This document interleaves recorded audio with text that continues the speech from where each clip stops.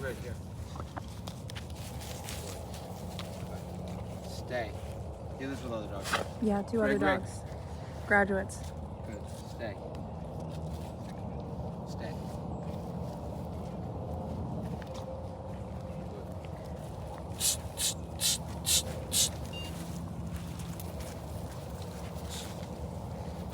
Right here. Stay.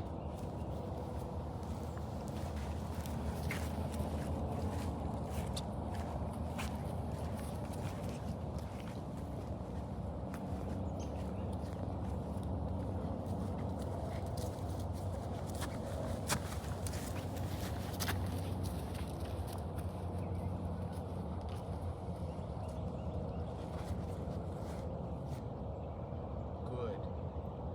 Zeus. Break. Yeah, good job.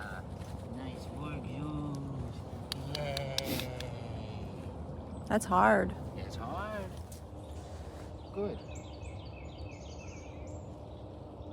Stay. Good. Oh, you know what that is. It is too much coddling and not enough tough love. And now he's too good. It's blowing his mind that we don't want him when we say Constantly go all away. over us. Yeah. He's like, what? Yeah. Because he's What? like been cuddling humans his whole Right. life. So, you know, it's an important lesson to learn, especially as they're puppies, that to go away and to, you know, leave me alone right now. kind of Yeah, and thing. you know how, that number one complaint that he can't be in a crate? This is why. It's related directly. Yeah. And so, if you can't get him to do this, it's going to be very Good luck difficult. trying to get him in a crate. Yeah. Yeah, absolutely.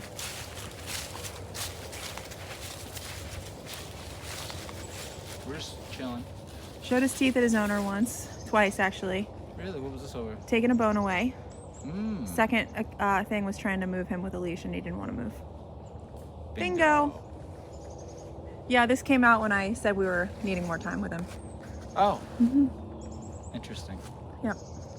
Well, any dog who is, you know, going to be resistant like that, tag a week on, because then you can use that time to address it. You know, just and takes that more it just time. takes time, because honestly, it's because it's a lesson a day. So they actually work at a slower pace, a slightly slower pace. At least the program that I put them through, slightly slower, so we can really tackle, the attitude of authority, like literally having a problem with authority. That's Yeah. what it all comes down to. For example, he wanted to go in his kennel the other day. I can't remember what day it was. He wanted to go in, right? So we did a little bit of work, and then finally I said, okay, go in your kennel. Like I told All of him a to sudden go he in his doesn't kennel. want to. And now he's like, well, great, because now I can't go in because you told You me asked to, me because to. that's Yeah. my, that's my response to authority.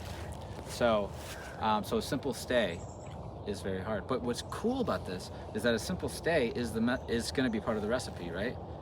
Following the leader. So, really, recall, like come here, drop what you're doing, come here, and stay is a huge, huge foundation. And when a dog submits to that, they submit to being a follower. Look how hard he's. Look how tired he is. He's going to fall asleep Well, he's because he's vibrating. concentrating so much on just staying because he's not used to Yes, it for yes. 2 years. Well, he's not fully committed to it. Not only did he constantly move around, he was also howling. And So he was going to bite somebody eventually. Yeah. That's they could feel it. You know, you know it's coming, because he's very dominant, and with humans too. Because when I first interacted with him, he did a whole lot of things that were telling me that I was his. This is what I wanted to say.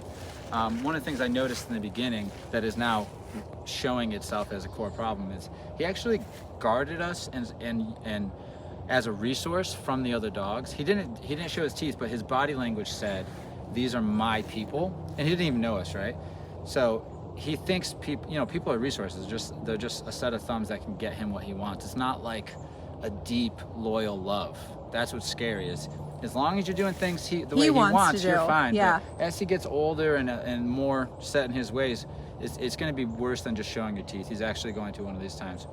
Right? He'd be one of those dogs that like if you left him with a sitter, you'd have like 100 things to avoid. Like don't touch him when he's sleeping. Don't move him off the couch. Coming, yeah. Don't touch him when he has a bone. All this stuff, and I've seen it before. Like he's a great dog, but don't do this. Right. There is potential for a great dog. Yeah.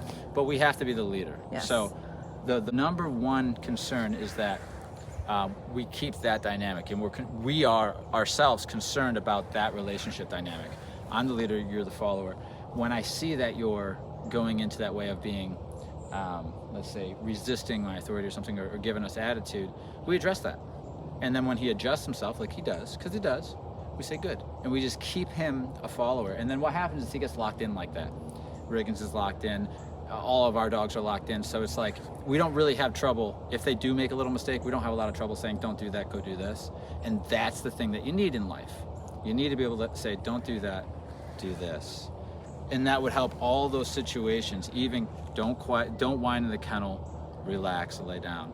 Don't, growl at me, come here. Whatever it is, you need a way to correct and direct. We have that now. Now the rehab with the mind's happening. We're going to create a follower. This is actually really good for him. I'm gonna give him a pat.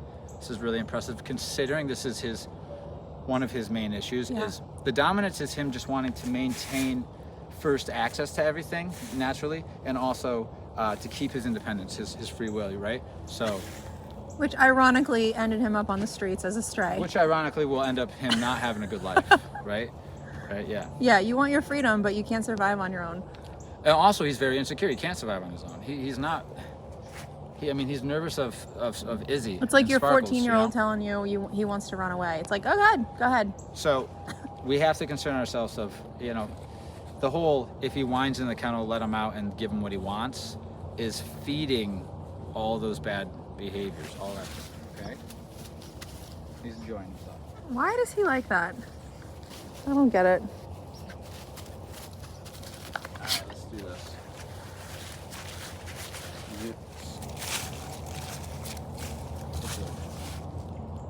Break. Nice work. Good boy. Yeah. And here's what's interesting is that because he has such a drive to also be with us, that is a built-in reward to our relationship. So you control whether or not he's coming and getting this reward.